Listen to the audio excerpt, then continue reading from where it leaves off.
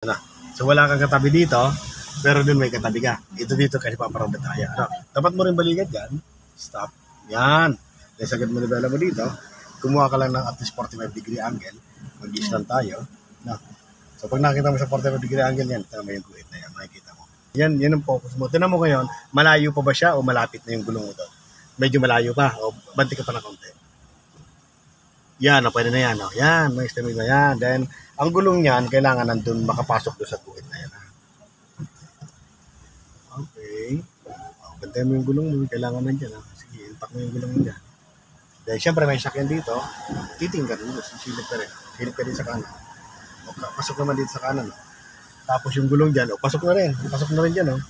Yan, o. O, ganda ng pasok niya dyan. Dito, ganun din, o. O, hintayin mo lang ito pumantay yung katawan ng sakyan mo. Kunti pa, stop. Kunti pa, kunti lang. Iyan, okay na. Okay na yan, okay na. Kaya atras ka na.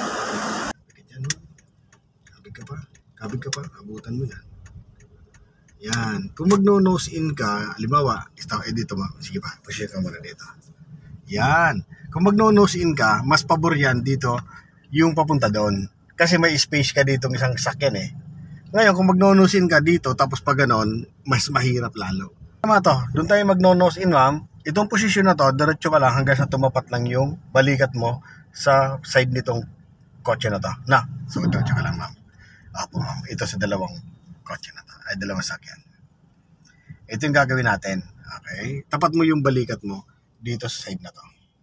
Ayan, oh. Ibaba mo yung ilaw. Yes. Yan. Itatapat mo muna yung balikat mo dito. No, tapat mo balikat mo. Stop. Ganun din, ano. Then, saka mo palang isasagad mo nibela papunta doon. Sige, sagad mo. Okay, then drive ka. Ilapitan mo yung isang sakyan na to. Itong malalapitan mo yan. Yan. Sige, ilalapitan mo. Pero kung babagayin, ha. Kunti pa. Then, kunti pa. Okay, stop. Then, atras ka. Sagad mo nibela papunta dito. Yan. Sa reverse, sagad mo develop dito. Atras ka lang kaunti niya. Aangat mo lang ito. Atras kaunti. Kaunti pa. Yan, okay na yan. Tinan mo siya. Kasya na to dito. Sagad mo naman develop mo dyan. Mga ganyang distansya, kasya na yan dyan. Pag sinagad mo develop at drive mo yan, puposition mo dito.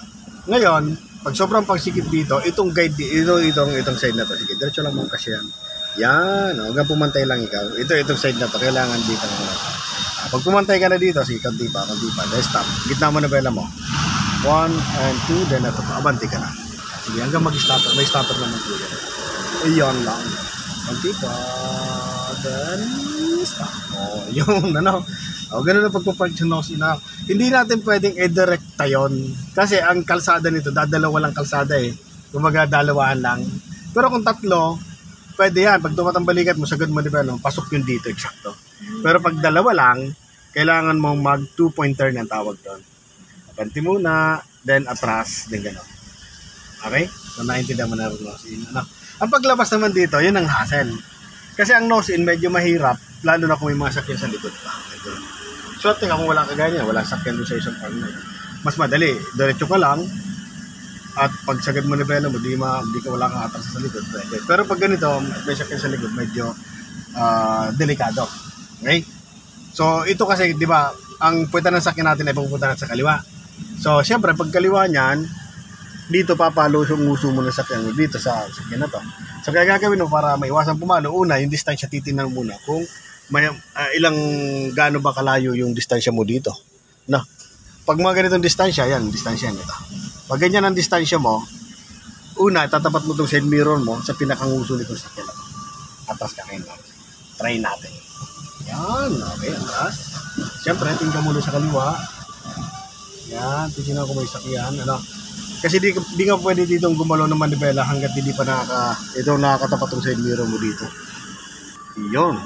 Yan, ikot mo ng isang manibela mo dito. Isang ikot yan, isang ikot. Yan, yan, isang ikot. Then, atras ka naman. Then, pag itong wiper na to, kilalalagyan wiper, tumapat na dyan sa nguso na yan. Sige, konti pa. Yan, sagad mo ng manibela mo dyan. Sagad mo na. Ano? Dito ka magmamonitor. Ayan, no? And, konti pa. Stop. Sagad mo na bela mo dito sa kanan. Saka ilagay mo siya. Sagad mo na bela mo. Sagad mo pa. Very good yan. Okay. Good. Then, labas na tayo. O, ganun lang nose in. Ano po? Paglabas at magpasok ng nose in, ganun ang pinaka-safe.